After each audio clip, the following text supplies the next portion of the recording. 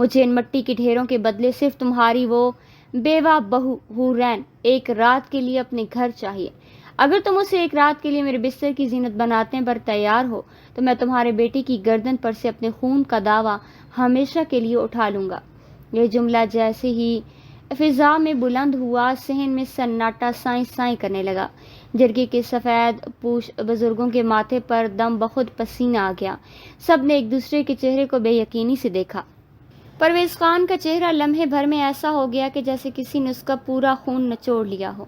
خانزادہ خاندان اور پورے گوٹ کے سالہ سال پرانی عبرت اور روایت کا تقاضا تھا کہ کسی بیوہ کی ڈولی یا اس کی دیور کے گھر اٹھتی تھی یا وہ اپنی پوری زندگی اپنے مرحوم شوہر کی یاد میں کاٹ دیتی تھی، مگر آج شاہ زیب خان نے ان کی جعلی غیرت، خاندانی انا اور فرسودہ روایات کو کھلے عام اپنے جوتوں تلے رونت ڈالا تھا۔ کسی کے گمان میں بھی نہ تھا کہ شاہ زیب جیسی معتبر اور غیرت مند شخصیت اتنی گھٹیا اور لرزہ خیز شرط رکھ سکتی ہے۔ کیا شاہ زیب کی آنکھوں کے پیچھے کوئی گہرا راز تھا؟ کوئی برسوں پرانا دکھ تھا یا صرف خالص ہوس اور بربریت تھی؟ یہ بات وہاں موجود کوئی انسان نہ جان سکا۔ پرویز خان نے ایک لمحے کے لیے اپنے ساتھ کھڑے اپنے بیٹے کو دیکھا، جس کی گردن پر پھانسی کا پھندا یا شاہ زیب کی گولی کا خوف منڈلا رہا تھا۔ پرویز خان کی خاندانی غیرت محض چند سیکنڈ میں دم توڑ گئی۔ اپنے بیٹے کی جان بچانے کی خاطر اسے اپنی غیرت اور اپنے گھر کی بیوہ بہو کی حیا کا سودا کرنے میں ذرا برابر بھی ہچکچاہٹ محسوس نہیں کی۔ مجھے تمہاری شرط منظور ہے شاہ زیب خان۔ پرویز خان کی لرزتی ہوئی آواز نے اس شرمناک اور ہولناک فیصلے پر حتمی مہر لگا دی۔ شاہ زیب اپنی جگہ سے اٹھ کھڑا ہوا۔ اس کی لمبی اور باروب قامت کے سامنے وہاں موجود ہر شخص چھوٹا نظر آ رہا تھا۔ اس نے ایک فاصلاتی اور فاتحانہ نظر پرویز خان پر ڈالی، اپنی چادر کو شانوں پر درست کیا اور بغیر کچھ کہے اپنے فلیٹ کی سمت روانہ ہونے کے لیے گاڑی کی طرف بڑھ گیا۔ اسی وقت گاؤں کے دوسرے کنارے پر واقع پرویز خان کی حویلی کا ایک تاریک، بدبودار اور سنسان کٹھالی نما کمرہ خوف و ہراس کا مرکز بنا ہوا تھا۔ کمرے میں دھیمی سی روشنی کا ایک شعلہ مٹ مٹ کر جل رہا تھا، جس کی زرد روشنی میں دیوار پر حورین کا کانپتا ہوا سایہ صاف نظر آ رہا تھا۔ حورین جس کا وجود کسی نازک گلاب کی پنکھڑی کی طرح نرم اور پاکیزہ تھا، اس وقت دیوار سے پیٹ ٹکائے کسی سہمی ہوئی زخمی چڑیا کی طرح بری طرح کانپ رہی تھی۔ اس کا شوہر 6 ماہ قبل ایک پراسرار حادثے میں فوت ہو چکا تھا اور اس کے بعد سے اچانک کمرے کا لکڑی کا آنا اور بوسیدہ دروازہ ایک زوردار دھماکے کے ساتھ کھلا۔ حورین کا پورا وجود بجلی کے جھٹکے کی طرح تڑپ اٹھا۔ کمرے کی دہلیز پر اس کا دیور دلاور خان کھڑا تھا۔ اس کا چہرہ غصے، بے شرمی اور شراب کی بو سے بگڑا ہوا تھا۔ اس کی آنکھوں میں ہمدردی کا کوئی نام و نشان تک نہ تھا، بلکہ ایک عجیب سی ہوس اور مجبوری کی ملی جلی شیطانی کیفیت ناچ رہی تھی۔ اس نے اپنے ہاتھوں سے حورین کی طرف اشارہ کیا۔ سنو حورین، بابا نے اور جرگے نے فیصلہ کر لیا ہے، دلاور نے بھاری اور زہریلے لہجے میں کہتے ہوئے حورین کی طرف قدم بڑھائے۔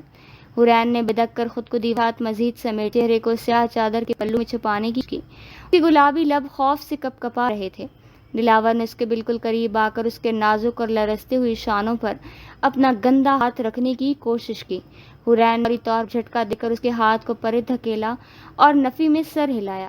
دلاور کی آنکھوں میں گھٹیا پن ابھرا۔ اس نے اپنی آواز کو تھوڑا نرم کرنے کا ڈرامہ کیا، مگر اس کے لہجے کی زہرناکی کی بدستور برقرار تھی۔ دیکھو حورین، ضد مت کرو، اپنے بھائی اور میرے بابا کی زندگی بچانے کے لیے ہمیں یہ کڑوا بھونٹ بھرنا پڑے گا۔ یہ صرف ایک رات کی ہی تو بات ہے۔ تمہیں آج کی رات شاہ زیب خان کے فلیٹ پر جانا ہوگا، اس کے بستر کی زینت بننا ہوگا۔ اس کے بعد جیسے ہی تم واپس آؤ گی، میں تم سے فوراً نکاح کر لوں گا اور تمہیں اس گھر کی عزت بنا کر رکھوں گا۔ یہ الفاظ جیسے ہی حورین کے نازک کانوں میں پڑے، اسے لگا کہ جیسے کسی نے ابلتا ہوا شیشہ پگھلا کر اس کی سماعتوں میں انڈیل دیا ہو۔ اس کے پیروں تلے سے زمین جیسے سرک کر ختم ہو گئی ہو۔ اس کا پورا سر گھومنے لگا اور آنکھوں کے سامنے اندھیرا چھانے لگا۔ نہیں خدا را دلاور، ایسا مت کرو، مجھے مار ڈالو، مجھے زہر دے دو، لیکن مجھے کسی دوسرے مرد کے پاس مت بھیجو۔ حورین کی زبان سے بلاخر ایک نخیف روتی ہوئی اور گھٹی ہوئی چیخ نکلی۔ اس کی آنکھوں سے آنسوؤں کے بند ٹوٹ گئے اور زاکتار رونے لگی۔ اس نے شدید غم اور کرب کی کیفیت میں نفی میں مسلسل سر ہلایا۔ اس کا گلا خشک ہو چکا تھا اور زبان تالو سے چپکنے لگی تھی، مگر اس کی چیختی ہوئی خاموشی اور التجا بھری آنکھیں صاف کہہ رہی تھیں کہ وہ اس ذلت، اس بے حرمتی اور اس سودے بازی پر اپنی جان دینے کو ترجیح دے گی، لیکن اپنی حیا کا سودا کبھی نہیں دے گی۔ مگر اس بے رحم اور پتھر دل ماحول میں اس مظلوم لڑکی کی فریاد سننے والا کوئی موجود نہ تھا۔ حورین کی ہچکیاں، اس کی التجائیں اور اس کی دڑاک چیخیں کمرے کی ٹھنڈی اور بے حس دیواروں سے ٹکرا ٹکرا کر دم توڑ رہی تھیں۔ وہ بار بار اپنے پرانے دوپٹے کے پلو کو جوڑ کر دلاور اور اپنے سسر کے سامنے گڑ گڑا رہی تھی، رحمان و رحیم کے واسطے دیتی رہی، لیکن ان کے دلوں پر خاندانی غیرت کی بجائے صرف اپنے خون اور اپنے بیٹی کی ننگائی کو چھپانے کا خود غرضانہ خوف سوار تھا۔ بند کرو یہ اپنا رونا دھونا۔ دلاور غصے سے پاگل ہو گیا۔ اس نے بغیر کسی رحم کے حورین کے نازک بازو کو اپنے لوہے جیسی گرفت میں دبوچا۔ آہ دلاور، چھوڑو مجھے، خدا کے لیے چھوڑ دو۔ حورین درد سے تڑپ اٹھی۔ دلاور نے اسے بستر سے گھسیٹ کر نیچے گرایا اور فرش پر گھسیٹتے ہوئے کمرے سے باہر لے گیا۔ حورین کے ننگے پاؤں اور گھٹنے حویلی کی کھردری مٹی اور پتھروں پر رگڑتے چلے گئے، جس سے اس کی جلد چھلنے لگی، مگر اس وحشت ناک طوفان کے سامنے اس کی تماتر جسمانی اور لفظی مزاحمت بالکل بے اثر ثابت ہو رہی تھی۔ اسے حویلی کے مرکزی دروازے کے باہر کھڑی سیاہ شیشوں والی گاڑی کی طرف لایا گیا۔ دلاور نے بے رحمی سے گاڑی کا پچھلا دروازہ کھولا اور حورین کی وجود کو کسی بے جان فضول شہ کی طرح پچھلی نشست پر پھینک دیا۔ حورین کا سر گاڑی کے اندرونی حصے سے ٹکرایا اور اس کے منہ سے ایک کرہ نکلی۔ گاڑی کا دروازہ دھماکے سے بند کر دیا گیا۔ رات کے گہرے سنسان اور ہولناک سناٹے کو چیرتی ہوئی وہ گاڑی شاہ زیب خان کے شہر والے فلیٹ کی طرف انتہائی تیز رفتاری سے روانہ ہو گئی۔ ایک معصوم، پاک دامن اور مظلوم لڑکی کو ہوس، انتقام اور جعلی غیرت کی بھینٹ چڑھانے کے لیے شاہ زیب وہاں پہلے سے موجود تھا۔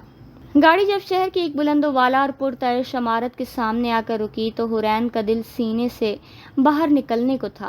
دلاور نے آخری بار اسے انتہائی دھمکی آمیز اور خبیث نظروں سے دیکھا۔ یاد رکھنا حورین، اگر تم نے شاہ زیب کے سامنے کوئی ڈرامہ کیا یا اس کی بات نہ مانی تو تمہارا باپ اور تمہاری حویلی کا کوئی فرد زندہ نہیں بچے گا۔ اس نے زبردستی حورین کو لفٹ میں سوار کرا لیا اور شاہ زیب کے 2 لمگے مسلح گارڈز کے حوالے کر دیا، اور وہ گارڈز خاموشی سے اسے شاہ زیب کے فلیٹ کی دہلیز تک لے آئے، جس نے ایک رات کی قیمت پر ایک پورے خاندان کی جھوٹی غیرت اور ان کی بیوہ بہو کی زندگی کو خرید لیا تھا۔ شاہ زیب فلیٹ کے مرکزی دروازے کے پاس اپنی چمکتی ہوئی سیاہ لینڈ کروزر کے ساتھ ٹیک لگائے کھڑا تھا۔ وہ گاڑی کی چابیاں اپنے ہاتھ میں گھما رہا تھا۔ جیسے ہی دلاور حورین کو چھوڑ کر پیچھے ہٹا، شاہ زیب نے اپنی عقابی سرد اور فاتحانہ نظریں حورین کے چہرے لرزتے ہوئے وجود پر ڈالی۔ اس نے گاڑی کی پچھلی نشست کا دروازہ کھولا اور حورین کو اندر بیٹھنے کا خاموش اشارہ کیا۔ وہ خوف کے مارے ہکلاتے اور کانپتے ہوئے قدموں کے ساتھ گاڑی میں جا بیٹھی اور سیٹ کے انتہائی آخری کونے میں سمٹ کر خود کو جتنی حد تک ہو سکتا تھا چھوٹا اور نادیدہ بنانے کی کوشش کرنے لگی۔ گاڑی جیسے ہی پختہ سڑک پر دوڑی، حورین کی دبی دبی سسکیوں اور ہچکیوں کی آواز گاڑی کے بوجھل اور خاموش ماحول میں گونجنے لگی۔ وہ شدید ہراسانی اور خوف سے بے حال تھی کہ اب اس گاڑی کے رکنے کے بعد اس بند کمرے میں اس کے جسم اور اس کے روح کے ساتھ کیا گیا ناگفتہ یہ سلوک کیا جائے گا۔ اس کی مسلسل اور درد دل سسکیوں سے شاہ زیب کے صبر کا پیمانہ لبریز ہونے لگا۔ اس نے فرنٹ مرر سے حورین کے ہراساں چہرے کو دیکھا۔ اس کی آنکھوں میں کوئی جذبات نہیں تھے، صرف ایک سرد پتھرائی ہوئی کیفیت تھی۔ اس نے اپنے بھاری روبدار اور چٹان جیسے حتمی لہجے میں صرف ایک لفظ پکارا، خاموش۔ شاہ زیب کے اس ایک لفظ کی گونج گاڑی کے اندر اتنی طاقتور اور زبردست تھی کہ حورین کا پورا دم جیسے سینے میں ہی اٹک کر رہ گیا۔ اس کا پورا جسم سن ہو گیا۔ اس نے شدید ڈر کے مارے اپنے گلابی نازک لب اپنی ہی دانتوں تلے دبا دیے تاکہ سسکی کی کوئی آواز باہر نہ نکل سکے۔ اس نے اور زیادہ سہم کر گاڑی کی شیشے والی کھڑکی سے باہر دیکھا، جہاں رات کا گہرا اندھیرا اس کے آنے والے مستقبل کی طرح تاریک اور ڈراؤنا ہوتا جا رہا تھا۔ کچھ ہی دیر میں گاڑی فلیٹ کے زیر زمین پارکنگ میں رکی۔ شاہ زیب نے اتر کر حورین کے لیے دروازہ کھولا۔ حورین بے جان قدموں سے اس کے پیچھے چلنے لگی۔ جب شاہ زیب نے فلیٹ کا بھاری اور نفیس لکڑی کا دروازہ کھولا تو حورین کو لگا کہ جیسے وہ اپنی زندگی کی سب سے آخری حد پار کر کے اپنی موت کی کوٹھڑی میں قدم رکھ رہی ہے۔ اس کا سر جھکا ہوا تھا، آنکھیں بند تھیں اور چادر کے اندر اس کے چھوٹے چھوٹے ہاتھ شدید خوف کے مارے ایک دوسرے میں بری طرح پیوست تھے، مگر جیسے ہی اس نے پہلا قدم فلیٹ کے اندر رکھا، سامنے کا غیر متوقع اور سنسنی خیز منظر دیکھ کر اس کی ساکت کی ہوئی سانسیں الجھ کر رہ گئیں۔ کمرے کے بالکل وسط میں انتہائی نفیس اور قیمتی قالین پر بچھے ہوئے صوفے پر سفید برق شلوار قمیض چادر اور عمامہ پہنے ایک نورانی چہرے والے بزرگ مولوی صاحب تشریف فرما تھے۔ ان دونوں اطرافی گاؤں اور شہر کے دو انتہائی سنجیدہ اور باوقار مرد بطور گواہان بیٹھے ہوئے تھے، اور ان کے سامنے رکھی شیشے کی میز پر اسلام کی مقدس نکاح کا باقاعدہ رجسٹر اور قلم کھلا ہوا تھا۔ حورین نے شدید حیرت، سکت اور بے یقینی کے عالم میں اپنا جھکا ہوا سر اٹھا کر شاہ زیب کی طرف دیکھا۔ شاہ زیب کے چہرے پر اب بھی وہی سنگلاخ، سخت اور ناقابل فہم تاثرات موجود تھے، لیکن اس کی سیاہ آنکھوں میں ایک عجیب اور پراسرار چمک روشنی دے رہی تھی۔ شاہ زیب نے حورین کی طرف دیکھے بغیر انتہائی ٹھہرے ہوئے، سنجیدہ اور حتمی لہجے میں مولوی صاحب سے مخاطب ہو کر کہا، شروع کیجیے مولوی صاحب، گواہان بھی موجود ہیں اور دلہن بھی آ چکی ہے۔ حورین کے کانوں میں جیسے کسی نے ہزاروں پٹاخے پھوڑ دیے ہوں۔ وہ جس بے حرمتی، جس بستر کی ذلت اور جس ایک رات کی ہولناک تباہی کے تصور سے اندر سے مر رہی تھی، شاہ زیب خان نے اسے ایک ہی پل میں بالکل مختلف، ناقابل یقین اور مقدس موڑ پر لا کر کھڑا کر دیا تھا۔ حورین کے پہلوں تلے سے جیسے کچی مٹی کی زمین سرک کر غائب ہو گئی۔ اسے لگا جیسے یہ شاہ زیب کا کوئی نیا خطرناک جال ہے، یا اس کی مظلومیت کا مذاق اڑانے کا کوئی نیا طریقہ ہے۔ وہ شدید وحشت زدہ ہو گئی اور اس نے تیز رفتاری سے نفی میں سر ہلایا۔ اس نے پیچھے ہٹنے کی کوشش کی، اس کے حلق سے آواز نہیں نکل رہی تھی، لیکن اس کی بھیگی آنکھیں التجا کر رہی تھیں کہ اسے اس نئی مصیبت اور ڈرامے میں نہ گھسیٹا جائے۔ شاہ زیب نے اس کی شدید مزاحمت کو لمحے بھر میں بھانپ لیا۔ اس نے اپنی آہنی اور مضبوط اعصاب کا مظاہرہ کیا۔ اس نے ایک قدم آگے بڑھا کر حورین کے لرزتے اور گرتے ہوئے وجود کو اپنے ایک ہی مضبوط بازو کے لوہے جیسے حصار میں لیا اور اسے زبردستی اپنے ساتھ چپساں کرتے ہوئے صوفی کی طرف لے آیا۔ حورین نے خود کو چھڑانے کی ہر ممکن کوشش کی، اپنے ناخن اس کے بازو میں گاڑنے چاہے، لیکن شاہ زیب کی گرفت اتنی سخت تھی کہ جیسے کوئی فولادی زنجیر ہو۔ اس نے حورین کو اپنے بالکل ساتھ بٹھائے رکھا، جس سے حورین اس کے جسم کی شدید تپش اور مضبوطی کو محسوس کر کے مزید ساکت ہو کر رہ گئی۔ شاہ زیب نے اپنے دوسرے ہاتھ میں میز پر رکھا ہوا قلم اٹھایا اور حورین کے کانپتے ہوئے لرزتے ہاتھ کو اپنی چٹان جیسی گرفت میں لے کر زبردستی نکاح نامے کے کاغذ پر رکھ دیا۔ دستخط کرو۔ شاہ زیب نے حورین کے نازک کان کے بالکل پاس نہایت ہی دھیمے، ٹھنڈی لیکن انتہائی حتمی اور رعبدار آواز میں حکم دیا۔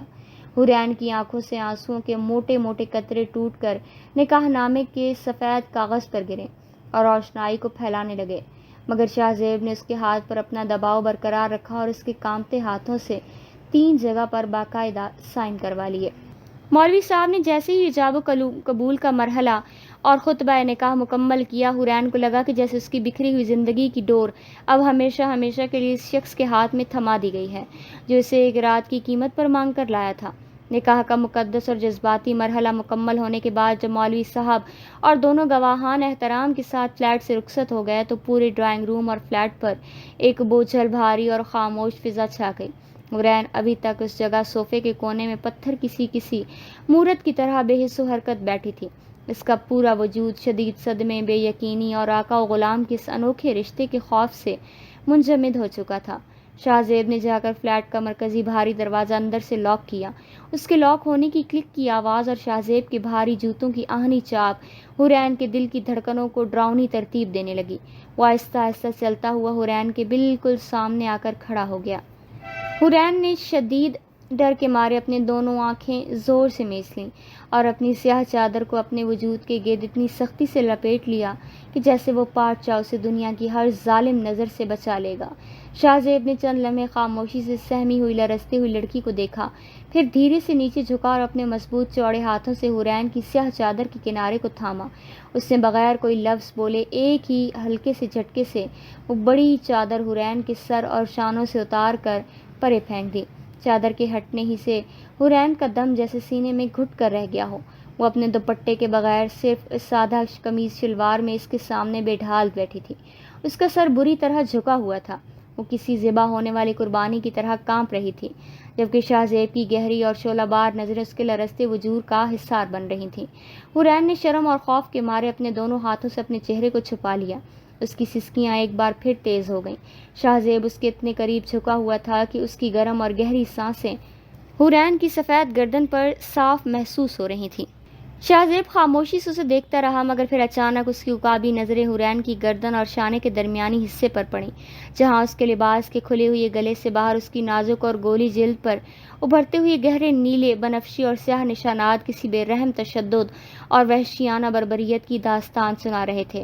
شاہ زیب کے دونوں جبڑے اتنی سختی سے بھنچ گئے کہ اس کی کنپٹیوں کی رگیں ابھر آئیں۔ اس کی سیاہ آنکھوں میں ایک دم غصے، انتقام اور آتش کر دینے والی آگ کی لہر دوڑ گئی۔ اس نے نہایت آہستہ سے اپنا ہاتھ آگے بڑھایا اور اپنی انگلیاں ان بدصورت اور دردناک زخموں پر رکھیں جو پرویز خان اور دلاور کے تشدد کا نتیجہ تھے۔ جیسے ہی شاہ زیب کی انگلیوں کا ٹھنڈا لمس حورین کی نازک اور حساس جلد پر لگا، وہ بجلی کی شدید جھٹکے کی طرح تڑپ کر پیچھے ہوئے، مگر شاہ زیب نے اپنے دوسرے ہاتھ سے اس کا بازو تھام کر اسے وہیں ساکت کر دیا۔ اس کا لمس کسی ہوس پرست مرد کا نہیں تھا، بلکہ ایک عجیب سی تپش، دکھ اور قرب کا لمس تھا۔ وہ ان زخموں کو اس طرح دیکھ رہا تھا کہ جیسے وہ حورین کے جسم پر نہیں، بلکہ شاہ زیب خان کے اپنے غرور اور دل پر لگے ہوں۔ یہ سب کس نے کیا؟ شاہ زیب نے اپنی دبی دبی، گھٹی گھٹی اور غضبناک آواز میں پوچھا، مگر حورین کے ہاں سوائے بے ساختہ بہتے ہوئے آنسوؤں کو کوئی جواب نہیں تھا۔ جب شاہ زیب کی انگلیوں کا لمس اس کی شدید دکھتے ہوئے نشانات پر دوبارہ پڑا تو حورین نے کرب کے مارے اپنے لب دانتوں تلے دبا دیے۔ اسے لگا تھا کہ شاید اب تشدد کا ایک نیا اور خوفناک سلسلہ شروع ہوگا، لیکن اگلے ہی لمحات میں جو کچھ ہوا اس کے لیے وہ ذہنی طور پر تیار نہیں تھی۔ شاہ زیب آہستہ سے مزید نیچے جھکا اور اس نے اپنے تپتے ہوئے گرم لب حورین کی گردن پر بنے ان نیلے اور سیاہ زخموں پر نہایت عقیدت اور محبت سے رکھ دیے تھے۔ اس کا یہ عمل کسی ہوس کا نہیں، بلکہ ایک ایسی روح فرسا مرہم پٹی کا تھا جس نے حورین کے پورے وجود میں بجلی کی لہر دوڑا دی۔ حورین کا روتا ہوا دل ایک پل کے لیے دھڑکنا بھول گیا۔ اس کی سسکیاں لبوں کے قید خانے میں دم توڑ گئیں اور وہ بالکل ساکت ہو کر رہ گئی۔ شاہ زیب کے لبوں کی تپش ان زخموں کی کسک کو جذب کر رہی تھی، جیسے وہ اپنے اس خاموش عمل سے ان تمام اذیتوں کا مداوع کرنا چاہتا ہو جو اس معصوم جان نے سہی تھی۔ حورین نے بے اختیاری میں شاہ زیب کے چوڑے مضبوط شانے پر اپنے لرزتے ہوئے چھوٹے ہاتھ رکھ دیے۔ اسے سمجھ نہیں آ رہا تھا کہ وہ اس شخص سے ڈرے یا پھر اس کے غیر متوقع حیران کن رویے پر یقین کرے۔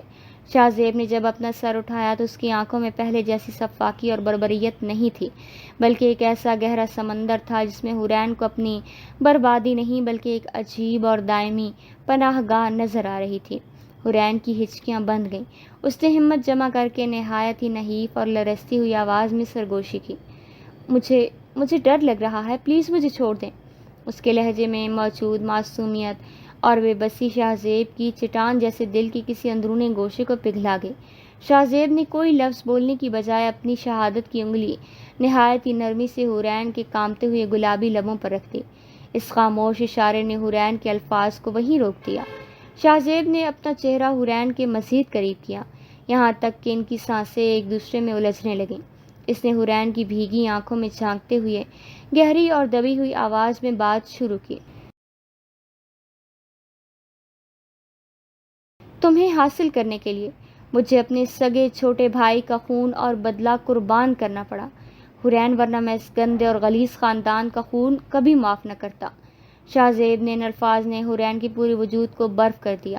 اس نے آہستہ سے سر اٹھا کر شاہ زیب کے پتھریلے چہرے کو دیکھا جہاں انتقام اور جنون کی ایک دردناک داستان لکھی ہوئی تھی۔ شاہ زیب نے بات جاری رکھی، ان لوگوں نے تمہارے ساتھ جو کچھ کیا ہے اس کی قیمت انہیں چکانی ہی ہوگی، لیکن تمہیں اس دوزخ سے باہر نکالنے کے لیے میں نے اپنے لہو کا سودا کیا ہے۔ حورین کو اب آہستہ آہستہ سمجھ آ رہا تھا کہ شاہ زیب خان کا وہ جرگے میں ایک رات کا لرزہ خیز مطالبہ محض ہوس نہیں تھا، بلکہ ایک بہت بڑی چالاک اور شاطرانہ تدبیر تھی جس کے پیچھے اس کا اپنا کوئی بہت گہرا خاندانی دکھ اور محبت چھپی تھی۔ شاہ زیب نے حورین کے چہرے کو اپنے دونوں ہاتھوں کے پیالوں میں بھرا اور سرد لہجے میں کہا، اب تم خاندان کی قید میں ہو نہ پناہ میں ہو، یہ تمہیں آنے والے وقت بتائے گا، مگر پرویز خان اور دلاور کے پاس تم اب مر کر بھی نہیں جا پاؤ گے۔ شاہ زیب نے جب حورین کی قمیض کی آستینوں اور دامن سے باہر جھانکتے ہوئے مزید نیلے نشانات دیکھے تو اس کا دل چاہا کہ ابھی جا کر ان ظالموں کے ہاتھ قلم کر دے۔ اس نے نہایت سنجیدگی سے حورین سے پوچھا، حورین سچ بتاؤ، یہ سب کس نے کیا؟ یہ ظلم تم پر کس نے ڈھایا؟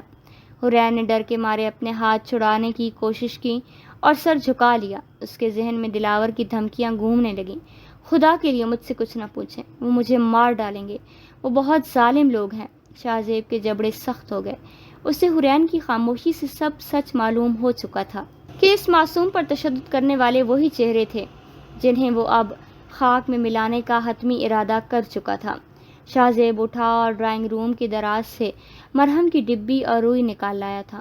وہ دوبارہ حورین کے سامنے بیٹھا اور بغیر کسی جھجک کے اس کے شانے سے کپڑے کو تھوڑا سا ہٹا کر انتہائی نفاست اور احتیاط اور نرمی سے اپنی انگلی پر مرہم لگا کر اس کے گہرے زخموں پر لگانے لگا۔ شاہ زیب کا لمس اتنا ٹھنڈا اور مرہم اتنا سکون دہ تھا کہ حورین کی شدید تکلیف میں کمی آنے لگی۔ گردن کے بعد جب شاہ زیب کی انگلیاں اس کے سینے کے بالائی حصے پر موجود ایک گہرے نیلے زخم کی طرف بڑھیں جو حیا کا نازک ترین حصہ تھا تو حورین کا پورا وجود بجلی کی کوند کی طرح تڑپ اٹھا۔ اس سے پہلے کہ شاہ زیب کا ہاتھ وہاں پہنچتا، حورین نے یکلخت اپنے دونوں ہاتھ سے شاہ زیب کی مضبوط کلائی کو اتنی سختی سے دبوچ لیا کہ اس کے ناخن شاہ زیب کی جلد میں گڑھنے لگے۔ اس کی سانسیں تیز ہو گئیں اور اس کی آنکھوں میں التجا اور شرم کی ایک نئی لہر امڑ آئی۔ اس نے شدت حیا سے اپنی آنکھیں میچ رکھی تھیں، لیکن اس کی گرفت اس شاہ زیب کے ہاتھ پر اتنی مضبوط تھی کہ جیسے وہ اسے اپنی حرمت کی آخری حد عبور کرنے سے روک رہی ہو۔ شاہ زیب کا ہاتھ ہوا میں ساکت ہو گیا۔ اس نے اپنی کلائی پر حورین کے لرزتے لیکن مضبوط ہاتھوں کا دباؤ محسوس کیا تو اس کے چہروں پر ایک عجیب سی نرمی آ گئی۔ اس نے دیکھا کہ حورین کا چہرہ شرم، گھبراہٹ اور حیا سے سرخ ہو چکا تھا۔ شاہ زیب نے مرہم کی ڈبی ایک طرف رکھی۔ اس نے حورین کے ہاتھوں کو اپنی کلائی سے ہٹایا اور پھر نہایت احتیاط اور محبت سے حورین کے لرزتے ہوئے وجود کو اپنے مضبوط بازو میں اٹھایا اور اسے صوفے سے اٹھا کر اپنے ساتھ لگا لیا۔ اس نے حورین کو اس طرح اپنے اوپر لٹایا کہ حورین کا سر شاہ زیب کے چوڑے مضبوط سینے پر تھا اور وہ مکمل طور پر اس کے وجود کے حصار میں آ چکی تھی۔ حورین نے پہلے تو خود کو چھڑانے کی کوشش کی، مگر شاہ زیب کے جسم کی تپش اور اس کے دل کی مسلسل ہموار دھڑکنوں نے اس کے تمام حواس کو سکون دے دیا۔ شاہ زیب کا ایک ہاتھ حورین کی پشت کو آہستہ آہستہ سہلا رہا تھا۔ اس کی انگلیاں حورین کی ریڑھ کی ہڈی پر کسی مرہم کی طرح چل رہی تھیں، جیسے وہ اس کے اندر چھپے تمام خوف اور تھکن کو نچوڑ لینا چاہتا ہو۔ حورین کی سسکیاں آہستہ آہستہ دم توڑنے لگیں اور اس نے بے اختیار میں اپنا چہرہ شاہ زیب کے سینے میں چھپا لیا۔ اس شخص نے جس نے اسے ایک رات کے لیے مانگا تھا، وہ اب اس سے کسی چھوٹے معصوم بچی کی طرح اپنے سینے سے لگا کر سکون دے رہا تھا۔ حورین کو برسوں بعد خود کو بالکل مکمل محفوظ ہونے کا احساس ہوا اور وہ اسی کے سینے پر سر رکھ کر گہری اور پرسکون نیند کی آغوش میں چلی گئی۔ اگلی صبح جب سورج کی پہلی سنہری شعاعیں خانزادہ حویلی کی کشادہ اور بلند و بالا برآمدوں پر پڑی تو فضا میں ایک عجیب سی سنگینی اور سنجیدگی طاری تھی۔ حویلی کے لان میں چوہدری بہادر خان، جو شاہ زیب کے والد اور اپنے دور کے سخت گیر بااصول اور غیوز زمیندار مانے جاتے تھے، ہاتھ میں عصا تھامے اضطرابی کیفیت میں ٹہل رہے تھے۔ ان کی باروب شخصیت اور سفید مونچھیں پورے گاؤں میں ان کی دہشت اور احترام کی علامت تھی۔ جیسے ہی شاہ زیب خان حویلی کی مرمری سیڑھیاں اتر کر نیچے آیا، بہادر خان نے اپنی بھاری اور کڑکدار آواز میں روکا، یہ تم نے کیا کیا شاہ زیب؟ شاہ زیب نے اپنے قدم روک کر سکون سے اپنے والد کی طرف متوجہ ہوا۔ بہادر خان نے تعصب اور غصے سے سر ہلایا۔ جرگے میں اتنا بڑا لرزہ خیز مطالبہ! گاؤں کے لوگ کہہ رہے ہیں شاہ زیب نے ونی کی فرسودہ اور غلیظ رسم کو دوبارہ زندہ کر دیا ہے۔ ہمارے خانزادہ خاندان کی تاریخ گواہ ہے کہ ہم نے کبھی عورتوں کو انتقام، دشمنی یا اپنے بستر کی زینت بنانے کی بھینٹ نہیں چڑھایا۔ تم نے ایک بیوہ اور مظلوم لڑکی کو اپنی انا کی خاطر اس طرح یہاں لا کر ہماری پگڑی کو چھال دیا ہے شاہ زیب۔ شاہ زیب کے چہرے پر ایک سرد اور وقار سے بھرا سکون طاری تھا۔ اس نے اپنے باپ کے غصے کو خاموشی سے سنا، پھر نہایت احترام اور وقار سے ان کے قریب آ کر کھڑا ہو گیا۔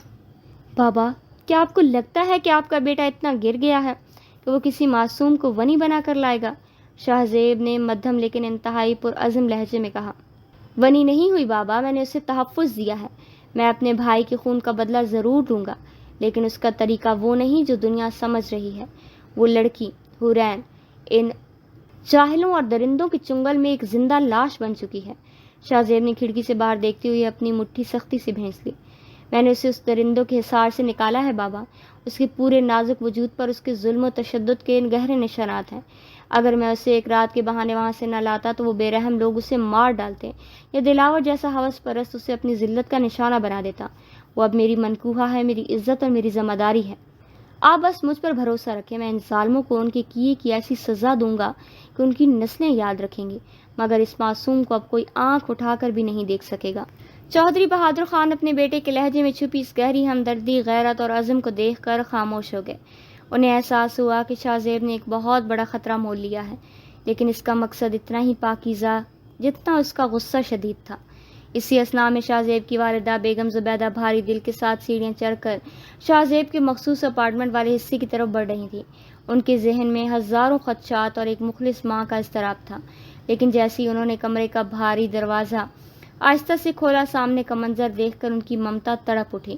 نیم اندھیرے کمرے میں بستر کے ایک کونے میں سمٹی ہوئی حورین سوئی ہوئی تھی، لیکن اس کی نیند میں بھی وہ سکون نہیں تھا جو ایک نوجوان لڑکی کے چہرے پر ہونا چاہیے۔ اس کے زرد چہرے پر آنسوؤں کے خشک نشانات تھے، اور وہ خواب میں بھی شاید کسی خوفناک بلا سے لڑ رہی تھی، کیونکہ اس کے چھوٹے ہاتھ اب بھی چادر کو سختی سے تھامے ہوئے تھے۔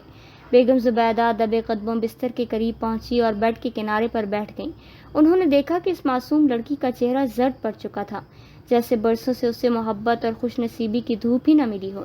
ایک گہرا سانس لیتے ہوئے بیگم زبیدہ نے اپنا کانپتا ہوا ممتا سے بھرا ہاتھ حورین کے بکھری ہوئے ریشمی بالوں پر رکھا اور نہایت شفقت سے ان میں انگلیاں چلانے لگیں۔ بالوں کی اس سہلاہٹ نے حورین کے لاشعور کو شاید یہ احساس دلایا کہ وہ اب کسی محفوظ پناہ گاہ میں ہے، کیونکہ اس کے چہرے کا تناؤ آہستہ آہستہ کم ہونے لگا۔ بیگم زبیدہ کی آنکھوں میں آنسو آ گئے جب انہوں نے اس کے شانے پر موجود نیلا نشان دیکھا۔ وہ تھوڑا سا آگے جھکی اور حورین کی ٹھنڈی پیشانی پر اپنی محبت اور دعاؤں بھرا بوسہ ثبت کر دیا۔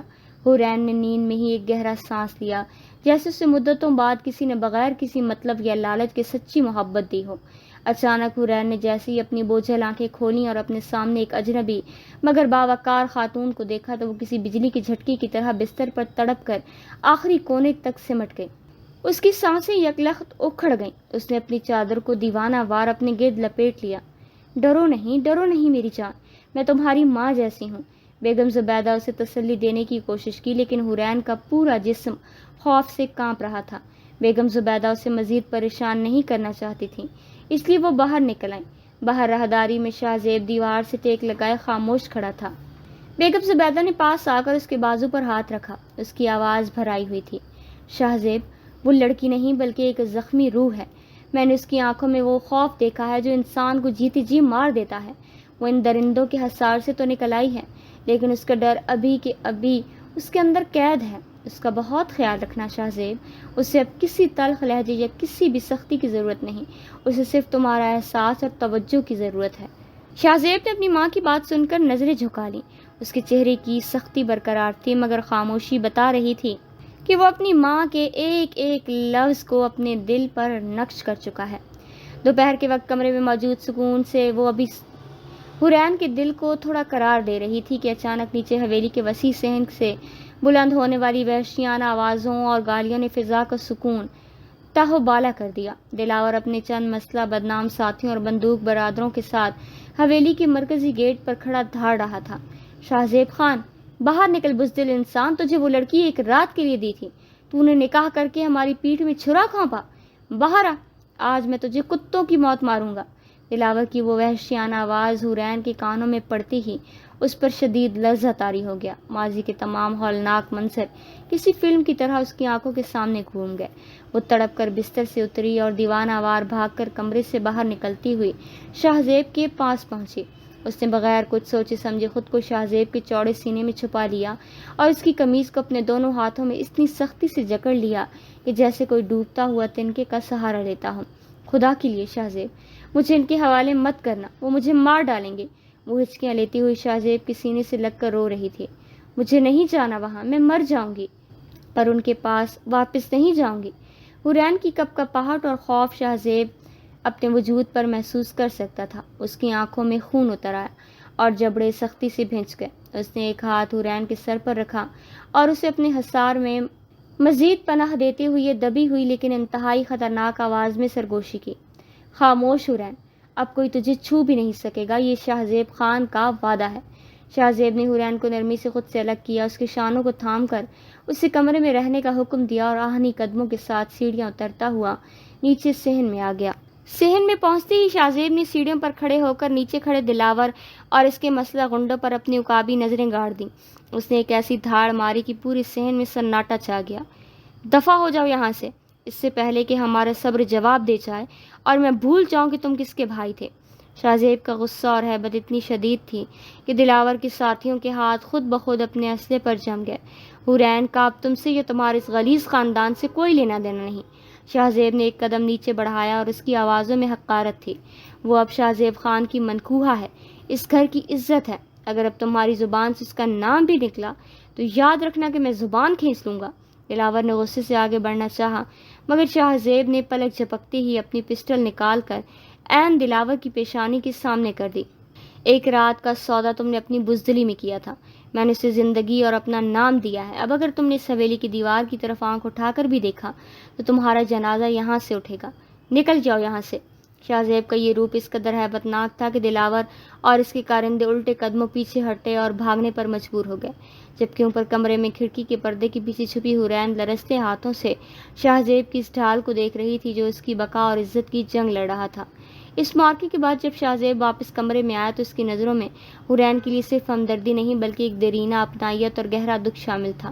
شاہ زیب نے حورین کے قریب آ کر نہایت ہی مدھم اور سنجیدہ آواز میں کہا، تمہیں لگتا ہے کہ میں تمہیں صرف ایک رات کے لیے لایا ہوں حورین؟ تم اس خون کا حصہ ہو جو میری رگوں میں دوڑ رہا ہے، تو میری سگی پھپھو کی اکلوتی نشانی ہو۔ حورین نے بے تکلف حیرت سے اپنی بڑی بڑی بھیگی آنکھیں اٹھا کر شاہ زیب کو دیکھا۔ شاہ زیب نے اس کی آنکھوں میں جھانکتے ہوئے سچائی سے پردہ اٹھایا۔ برسوں پہلے میری پھپھو کا نکاح تمہارے جاپانی سسرالوں کے خاندان میں ہوا۔ ان سنگ دل لوگوں نے ان پر اتنے مظالم ڈھائے کہ تمہاری پیدائش کے وقت وہ دم توڑ گئیں۔ ہمارے خاندان نے بہت کوشش کی کہ ہم اپنی بہن کی آخری نشانی یعنی تمہیں اپنے پاس لے آئیں، مگر ان دشمنوں نے تمہیں ہمارے پاس کبھی نہ آنے دیا۔ میں نے تمہیں پہلی بار تب دیکھا جب تم بڑی ہو رہی تھی، مجھے تم سے محبت ہو گئی تھی حورین، لیکن تمہارا نکاح تمہارے چچا کے بیٹے سے کر دیا گیا۔ میں نے اپنے دل پر پتھر رکھ لیا۔ شاہ زیب کا لہجہ جذباتی ہو گیا۔ پھر تمہارا شوہر حادثے میں مارا گیا اور تم پر مظالم کے پہاڑ توڑ دیے گئے۔ میں روز تمہاری نیلی پڑی ہوئی گردن اور لرزتے ہاتھ دیکھ کر اندر سے تڑپتا رہتا تھا۔ اس لیے جب میرے بھائی کے قتل کا معرکہ اٹھا تو میں نے جرگے میں ایک رات کی وہ سخت شرط صرف اس لیے رکھی تاکہ میں تمہیں قانونی اور خاندانی طور پر اس دوزخ سے باہر نکال سکوں۔ تم یہاں ونی بن کر نہیں بلکہ اس گھر کی اصل وارث اور میری محبت بن کر آئی ہو۔ حورین کے دل